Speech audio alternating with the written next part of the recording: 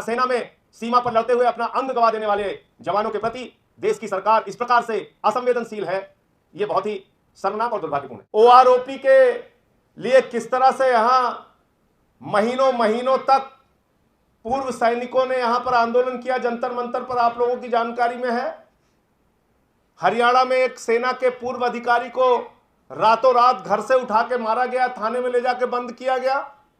जंतर मंतर पे लाठियां चलवाई गई, उनको पिटवाया गया। और ये जो मामला आज आया है प्रकाश में, ये बहुत ही शर्मनाक है कि सेना में अपने प्राणों की आहुति देने वाले हमारे जवानों, सेना में सीमा पर लड़ते हुए अपना अंग गवा देने वाले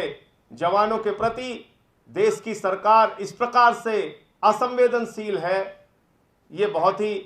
शर्मनाक और दुर्भाग्यपूर्ण है। सीमा पर लड़ते हुए अगर हमारे किसी जवान की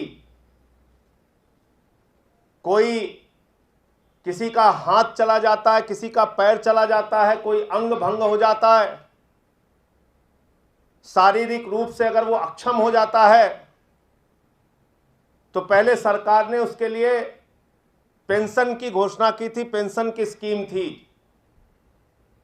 उस पेंशन की स्कीम को, डिसेबिलिटी पेंशन को नरेंद्र मोदी जी की सरकार ने, केंद्र सरकार ने 45,000 से घटा के 18,000 रुपए कम करके लगभग 27,000 रुपए करने का, 27,000 रुपए उसको करने का काम किया। 45,000 से उसको घटा के 27,000 रुपए करने का काम किया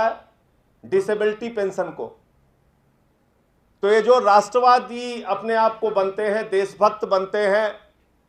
पूरे देश में सच्चे देशभक्त बनते हैं और दूसरों से देशभक्ति का प्रमाण पत्र मांगते हैं, मैं पूछना चाहता हूं ये शर्मनाक फैसला कैसे,